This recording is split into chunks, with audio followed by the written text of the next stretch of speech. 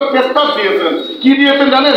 বলেছেন এই হাদিসের পরের অংশ, খিয়ারুকুম খিয়ারুকুম লিনিসাইহিম, তোমাদের মধ্যে সবচেয়ে ভালো আখলাক কার? যার নিজের পরিবারের মহিলাদের সাথে সবচেয়ে সুন্দর ব্যবহার। যে যুগে মহিলারা সর্বোচ্চ মানুষের কাছে কি বলবো ভোগের বস্তু ছিল, আমি আজকের যুগের আন্তর্জাতিক মানবাধিকার এই যুগে এসে কথাগুলো বলছি না। আমার নবী সাল্লাল্লাহু আলাইহি ওয়াসাল্লাম এই কথা বলেছেন 1450 থেকে 1500 বছর আগে। সেই যুগে মহিলাদেরকে হয় জ্যান্ত খবর দেওয়া হতো, আর বড় হলেও বুকের বস্তু মনে করা হতো। এমনকি আরবের তো মাঝে মধ্যে অবস্থা এরকম খারাপ হয়ে যেত, জুয়া খেলতে খেলতে শেষ পর্যন্ত সর্বস্ব হারিয়ে একজন পুরুষ তার নিজের স্ত্রীকে জুয়ার স্টেক হিসাবে রেখে দিয়েছে। আর সেই যুগে আল্লাহ নবী কি বলেছেন যে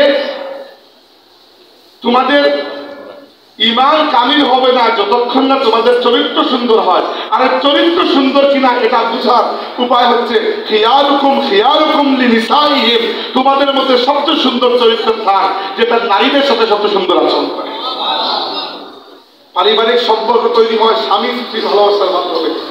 আল্লাহর হাবিব সাল্লাল্লাহু আলাইহি ওয়াসাল্লামের জীবনের প্রথম ভালোবাসা আমাদের মা সাইয়্যিদা খাদিজা সালামুল্লাহি আলাইহা। আল্লাহর নবী সাল্লাল্লাহু আলাইহি ওয়াসাল্লাম যতদিন খাদিজা দুনিয়াতে ছিলেন অন্য কোনো নারীকে বিবাহ করেন নাই। বাকি যে কয়েকটি বিবাহ করেছেন খাদিজা রাদিয়াল্লাহু আনহা ইন্তেকালের পরে করেছেন।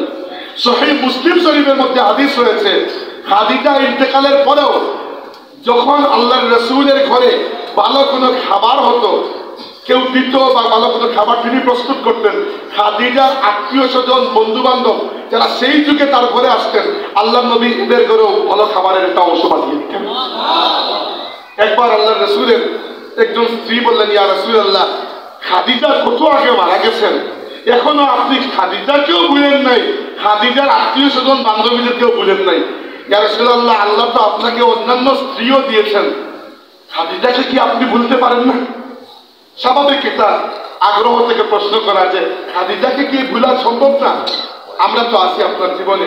আল্লাহর নবী সাল্লাল্লাহু আলাইহি ওয়াসাল্লাম এমন কথা বলেছেন যে কথাটা পৃথিবীর অন্য কোনো স্বামী বলা সম্ভবই নয়। এই কথা একমাত্র মুহাম্মদুর রাসূলুল্লাহর পক্ষে বলা সম্ভব। তিনি বলেছেন, ইন্নী কাদ রুজিকতু হুব্বাহা, খাদিজার মহব্বতকে আল্লাহ আমাকে রিজিক হিসাবে দিয়ে দিয়েছেন। পৃথিবীর মধ্যে একজন পুরুষ দেখান যে তার নিজের স্ত্রীকে এইরকম ভালোবাসতে পেরেছেন। পরিবার গঠন হয়। আজকে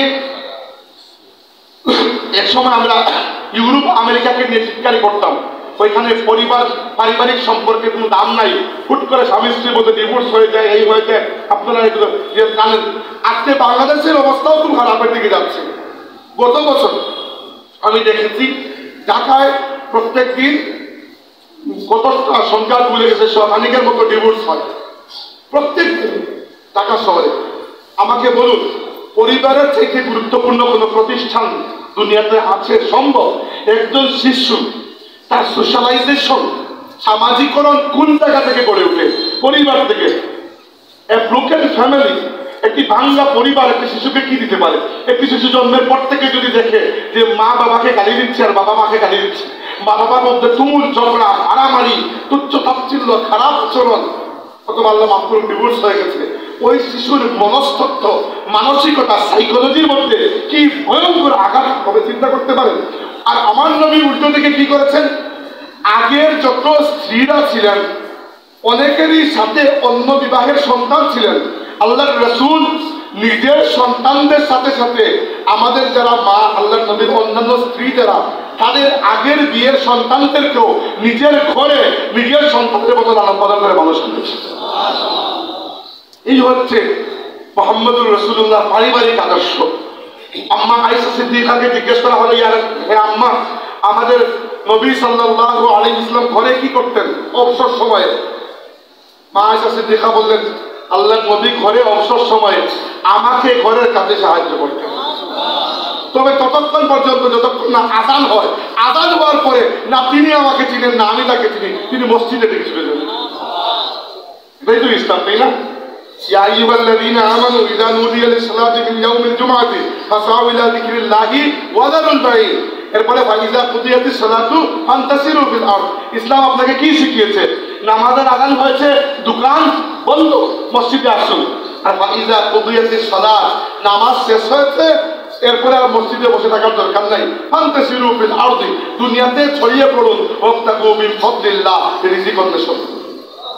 ইসলাম কি আমাদেরকে, ইসলামী শরিয়া কি আমাদেরকে কি ব্যালেন্স জীবন দেয় নাই? আল্লাহ নবীর উসওয়ার মধ্যে ব্যালেন্স একটি জীবন নাই আমাদের? আমরা পরিবার গঠন করব, কেন আমরা আমাদের পরিবারগুলো আজকে ভেঙে যাচ্ছে? শিশুর মনস্তত্ত্বের মধ্যে আমরা যদি ইসলাম প্রবেশ করাতে না পারি, বড় হয়ে খুব কঠিন বিষয় হয়ে যায়। আমি সৌভাগ্যবান এজন্য যে আমি ফুলতলি সাহেবের পরিবারের সদস্য। আমাদের বাড়িতে, আমাদের পরিবারের ছোট কাল থেকেই কমসে কম নামাজের প্রতি যে একটা বাধ্যবাধকতা, নামাজ পড়া ইজ নট এন অপশন, পড়তেই হবে, কোনো অপশন নাই এখানে। তো আমার এখন নামাজ অভ্যাস সহজ হিসাবে, এটা দৈনন্দিন রুটিন। এখানে আলাদা করে যে একটা অ্যাটেম্প নিয়ে পড়তে হয় এরকম কিছু না, অভ্যাস আমার রুটিনের মধ্যে যেরকম খাওয়া আছে, ঘুম আছে, হয়ে গেছে। কি জন্য? আমি সারা জিন্দগি আমার বাবা মাকে দেখেছি নামাজ পড়তে, তাদের বড়দেরকে নামাজ পড়তে টাইম মতো আমার বাবা মা আমাকে নামাজ পড়িয়েছেন, এই জন্য অভ্যাস হয়ে গেছে। এবার দেখেন, একটা শিশু যদি ছোটকাল থেকে নামাজি না হয়, সত্যবাদী না হয়, আমানতদার না হয়, মানুষের সাথে আদবের আচরণ করতে না পারে, আজকের তারুণ্যের মধ্যে বেয়াদবির একটা প্রবণতা আপনারা লক্ষ্য করেছেন। এটা কি জন্য হয়েছে জানেন? এটা হয়েছে উসওয়ায়ে হাসানা থেকে সরে যাওয়ার কারণে। নইলে তো আমরা আহলে তাসাউফ, আমরা তো তাসাউফকে অনুসরণ করি, আর তাসাউফের মূল সারমর্ম হচ্ছে আদব। এটা তো জানেন। সরে যাচ্ছে কি জন্য? কারণ তাসাউফ বলেন, দ্বীন বলেন, শরিয়া বলেন, সব কিছুর নূর যেখান থেকে আমরা নিয়ে আসবো, ওই নূরের চ্যানেলের সাথে আমাদের কানেকশন কমে গেছে, আর কিছু না। অতএব হাজির, পরিবার গঠনে আল্লাহ রাসূলের আদর্শগুলো অনুসরণ করুন। আমার এখানে এতটুকু পর্যন্ত ওয়াজ বয়ান করার পরে আপনাদের কাছে অনুরোধ হচ্ছে, নিজের স্ত্রীর প্রতি সদাচরণ করুন। এক, দ্বিতীয়ত হচ্ছে ঘরের মধ্যে একটা সুন্দর পরিবেশ রাখুন, যেন বাচ্চার সাইকোলজি নষ্ট না হয়, বাচ্চার সাইকোলজি ঠিক থাকে। আর নিজের ঘরের মহিলাদের প্রতি সদাচরণ করুন। আমরা সব সময় এই জিনিসটা খেয়াল করি না যে ঘরের মহিলারা ততটুকুই কাজ করে যতটুকু আমরা করি। হ্যাঁ, কাজের ক্ষেত্র কিন্তু আলাদা, কিন্তু কাজ ততটুকুই করে যতটুকু আমরা করি। কি জন্য আমরা কখনো তাদেরকে অ্যাপ্রিসিয়েট করতে পারি না? চিন্তা করে দেখেন একবার, রাসূলুল্লাহ সাল্লাল্লাহু আলাইহি ওয়াসাল্লাম তার স্ত্রীদেরকে কতটুকু যত্ন করতেন, এবং আল্লাহ রাসূল শুধু যে মহব্বত করতেন তা নয়, সম্মানও করতেন। একবার আয়েশা সিদ্দিকা রাদিয়াল্লাহু আনহা রাগ করে একটু বাসন ভেঙে ফেলেছিল। আল্লাহ নবী সাল্লাল্লাহু কিচ্ছু বলেন নাই, শুধু বলেছেন, আয়েশা এই বাসনগুলো তোমার নয়, অন্য আরেকজন দিয়েছে, তাকে তোমার নিজের ভালো বাসন দিয়ে এইটা সাবস্টিটিউট করে দাও। কারণ আল্লাহ রাসূল বুঝেছেন মাঝে মধ্যে মানুষ রাগ করতে পারে। তো আমাদের পরিবারগুলো যদি আমরা আল্লাহ রাসূলের উসওয়া যদি সাজাই, তাহলে আমাদের পরিবারে কি ডিভোর্সের সংখ্যা বাড়বে না কমবে? কমবে। এবার আসুন সমাজ সম্পর্কের দিকে। আমরা জঙ্গলে বসবাস করি না, সভ্য সমাজে বসবাস করি, এবং সমাজের কিছু রীতিনীতি আছে যেগুলো আমরা আমাদের সুবিধার জন্যই বানিয়েছি। সময়ে সময়ে এগুলো ডেভেলপ হয়েছে, আর আল্লাহ ওহীর মাধ্যমে কিছু জানিয়ে দিয়েছেন। এবার দেখুন, সমাজে আজকের যুগের সবচেয়ে বড় প্রতিবন্ধকতা হচ্ছে যে আমরা সোশ্যাল মিডিয়া ইউজ করি, কিন্তু পরে দেখা যায় খালি মিডিয়া সোশ্যাল আর হতে পারলাম না। মানে আমরা শুধু সোশ্যাল মিডিয়া থেকে মিডিয়াটাই নিয়েছি, মিডিয়াটাই ইউজ করি, কিন্তু সামাজিক মানুষ হওয়া কাকে বলে সেটা আস্তে আস্তে আপনিও ভুলে যাচ্ছেন, আমিও ভুলে যাচ্ছি। এই কথা কি আমার থেকে কম বয়সী যারা আপাতত, যারা আন্ডার 32 এখনো পর্যন্ত, তাদেরকে বলছি যে আমাদের থেকে বড় যারা, তারা এমন যুগ পেয়েছেন যে যুগে অ্যান্ড্রয়েড ফোন ছিল না। কিন্তু আমার তো ছোট যারা, তারা এরকম কোনো যুগ পান নাই যে যুগে অ্যান্ড্রয়েড ছিল না। জন্মের পর থেকে আপনি অ্যান্ড্রয়েড বা আইফোন দেখে আসছেন। এবার এই যে আমাদের অ্যাটেনশন সমাজের মূল ধারা থেকে সরে 24 ঘন্টা মোবাইলের ভেতরে ঢুকে গেছে, এর ফলে কি হয় জানেন? আমরা সমাজকে প্রভাবিত করতে পারি না। আজকের দিনে চিন্তা করে দেখুন, বাংলাদেশের জনপ্রিয় অনেক ওয়াইজ আছেন, বক্তৃতা দিলে মানুষ 15-20 লাখ মানুষ হয়ে যায়। সবাই তো আমার মতো ছোট বক্তা নয়, বড় বক্তাও তো আছে। এবার যে মাসলাকেরই হোক না কেন, অনেক বড় আয়োজন তো হয়, কিন্তু এই মানুষগুলো দেখা যাবে জনপ্রিয়তার দিক থেকে ঠিকই জনপ্রিয়, প্রভাবের দিক থেকে প্রভাবশালী। বাংলাদেশে এখনো সেকুলাররা ইসলামপন্থীদের দিক থেকে অনেক বেশি প্রভাবশালী। অর্থাৎ আমি যেটা বুঝাচ্ছি, বাংলাদেশের যে কোনো গুরুত্বপূর্ণ সিদ্ধান্তে আলিম উলামার দাম কিন্তু এখনো খুবই কম না। কিন্তু আমরা মাঠে ঘাটে তো বলি কোরআনের শাসন কায়েম করতে হবে, সুন্নতের শাসন কায়েম করতে হবে, শরিয়া কায়েম করতে হবে, কিন্তু একটা রাষ্ট্রকে প্রভাব বিস্তার করতে হলে প্রথমে সমাজের মধ্যে প্রভাব বিস্তার করতে হবে। আপনি দেখেন আমাদের এখানে অনেক ইমাম আছে, বাদ করবেন না আমার কথা, আমি একটা ফ্যাক্ট বলছি। আমি সবাই অনেক ইমামকে দেখেছি যিনি শুধুমাত্র 5 ওয়াক্তের নামাজ পড়েন আর বাকিদের কিছুই করেন না। এবার বাকিদের যদি আপনি কিছুই না করেন তাহলে কি হবে? সমাজ থেকে বিচ্ছিন্ন থাকতে থাকতে সমাজে আপনার গুরুত্ব, আপনার প্রভাব কমে যাবে।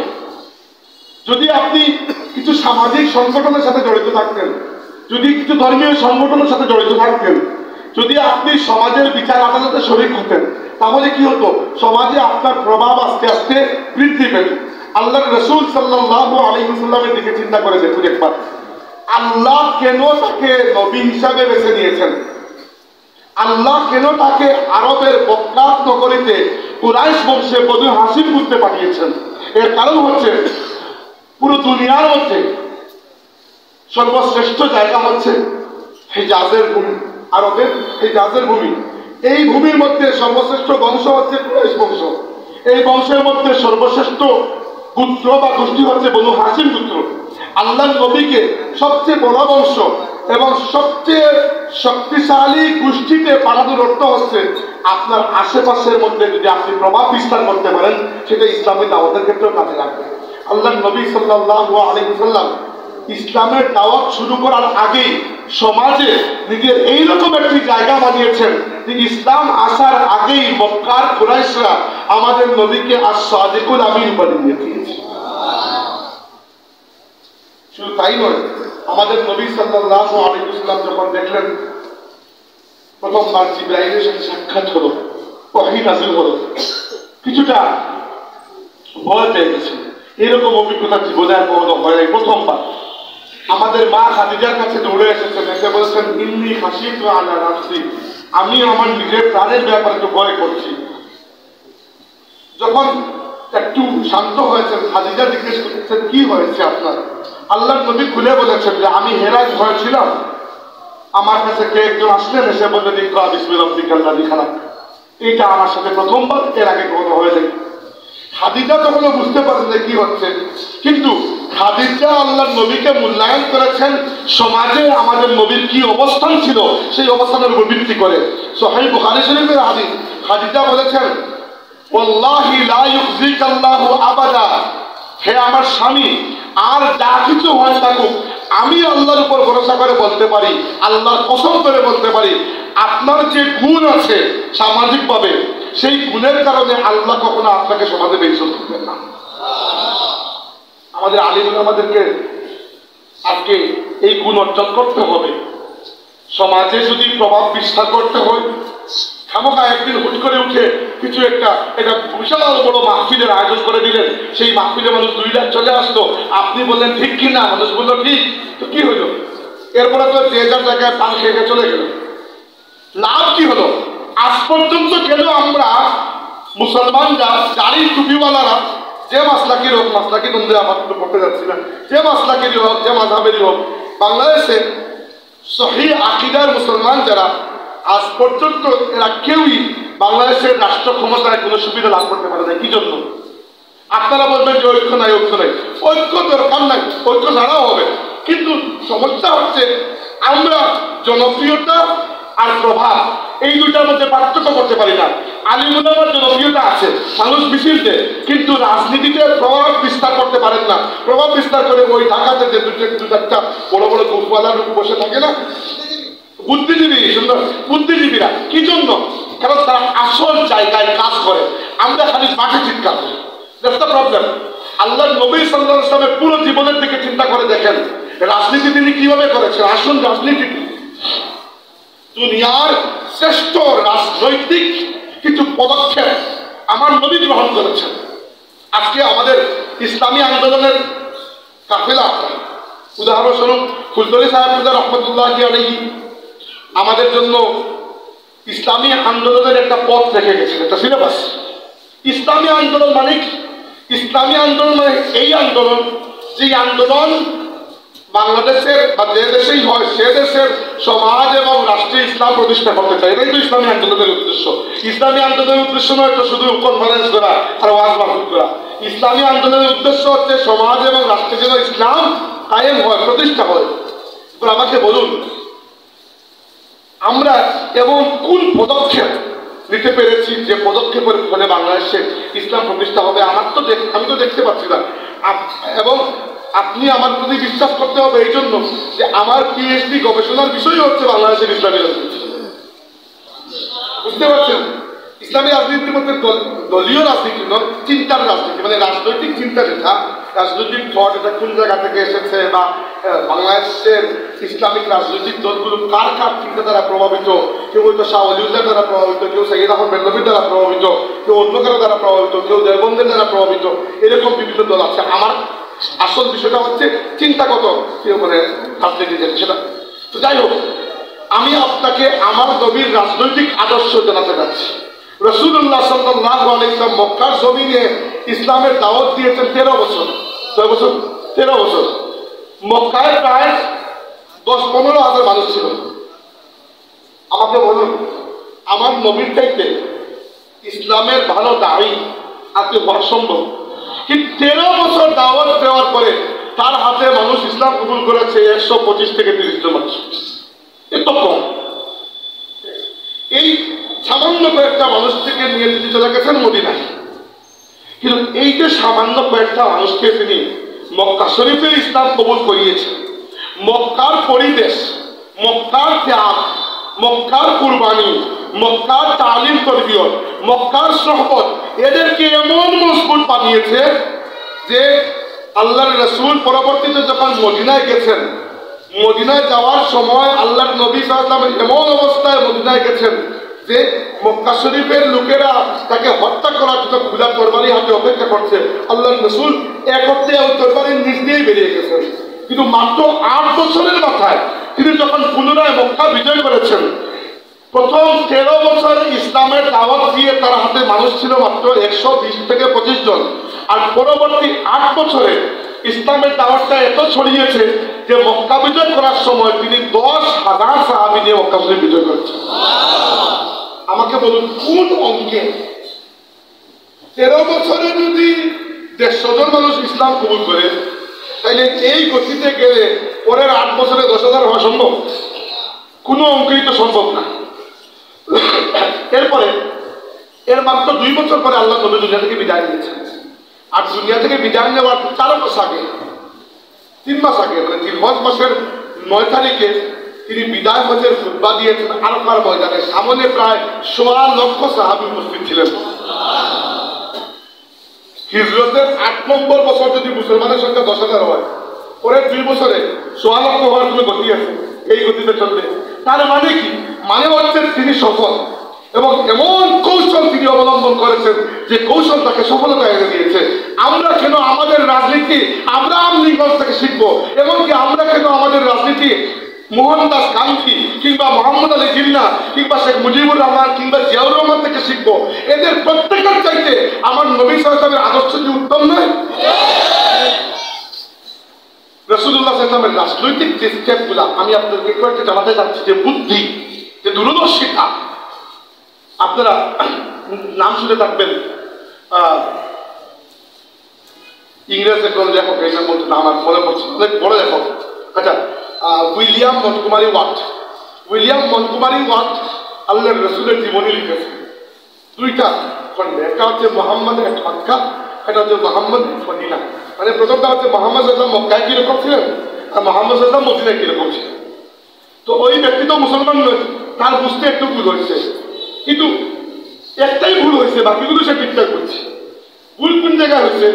ভুল হয়েছে সে মনে করছে আল্লাহ নবী প্রথমে মনে হয় নবী ছিলেন, পরে আর নবুয়তে করে নাই, নবুয়তে ছেড়ে রাজনীতি করেছে। আসলে তো বিষয়টা এরকম না। এই জন্য তার বই পড়লে আপনারা দেখবেন মুহাম্মদ এক মক্কা যে বই, ওই বইটা সে লেখাচ্ছে যে মুহাম্মদ সাল্লাল্লাহু আলাইহি ওয়াসাল্লাম এদিকে যান মানুষটাকে গালিগালাজ করে, ওইদিকে যান মানুষটাকে মানে টর্চার করে, নির্যাতন করে, মানে মক্কায় যেরকম অবস্থা ছিল। আর পরের বই যেটা মোহাম্মদ মদিনা যে বই, ওই বইতে ইংলিশ ভাষায় এমন কোন প্রশংসাসূচক বাক্য বাকি থাকে নাই যেটা সে আল্লাহ নবীর সাথে ব্যবহার করে নাই। সে যেটা বুঝতে পারছে যে আল্লাহ নবীর জীবন এরকম নয় যে মক্কায় তিনি নবী আর মদিনায় গিয়ে নবুয়ত ছেড়ে তিনি রাজনীতি হয়ে গেছেন, না, আল্লাহ তাকে একটা মিশন দিয়ে পাঠিয়েছিলেন। হুয়াল্লাযী আরসালা রাসূলাহু বিল হুদা ওয়া দীনিল হাক্কি লিইয়ুযহিরাহু আলা দীনি কুল্লিহি। আল্লাহ তার রাসূলকে দুনিয়াতে দিয়েছেন এই জন্য যেন রাসূল ইসলামকে দুনিয়াতে বিজয়ী করেন, ইসলামকে দুনিয়াতে বিজয়ী করেন। এবং আমাদের নবী সাল্লাল্লাহু আলাইহি ওয়াসাল্লাম 23 বছরের দাওয়াতি জীবনে কি পরিমাণ সফলতা অর্জন করেছেন, যে পৃথিবীর শ্রেষ্ঠ লেখকদের মধ্যে একজন মাইকেল এইচ হার্ট 1980 না 81 সালে পৃথিবীর ইতিহাসের গুরুত্বপূর্ণ একটা বই লিখেছেন। বইয়ের নাম ছিল দি 100। অর্থাৎ তিনি 100 জন মানুষের তালিকা করেছেন যারা পৃথিবীর ইতিহাসে সবচেয়ে সফল মানুষ ছিলেন।